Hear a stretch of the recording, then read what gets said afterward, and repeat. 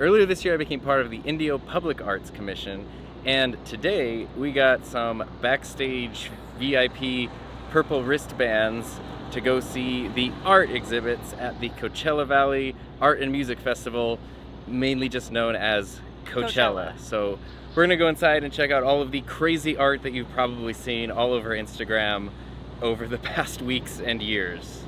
Yay.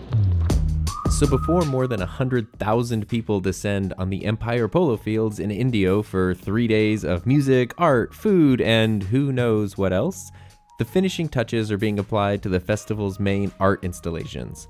Believe it or not, the art installations aren't just designed to look cool on your Instagram feed. They actually represent a collection of work of artists from all over the world, including right here in the Coachella Valley. Like Sofia Enriquez, whose paisley sculptures, titled Mismo, represent different personalities and expressions of individual style that she has encountered throughout her life. Right next door to that are these teepee-like structures designed by architect Francis Kire and based off of the baobab trees in Africa, had to learn how to pronounce that provide shade and comfort from the harsh sun.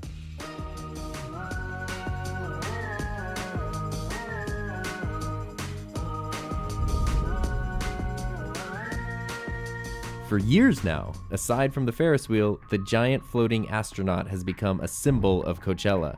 Created by Poetic Kinetics out of Los Angeles, the giant spaceman is meant to evoke the overview effect experienced by astronauts as they see the Earth from space. I didn't know that the piece also included robotic elements that can control the limbs and the fingers, and even the helmet's visor can display the faces of festival goers, so that means that anybody can be the giant person towering over the crowd.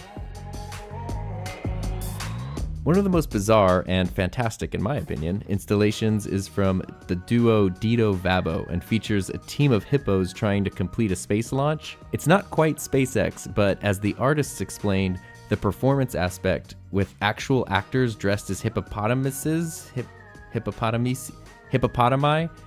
inside the labs and control center make it a totally different experience for everyone who sees it.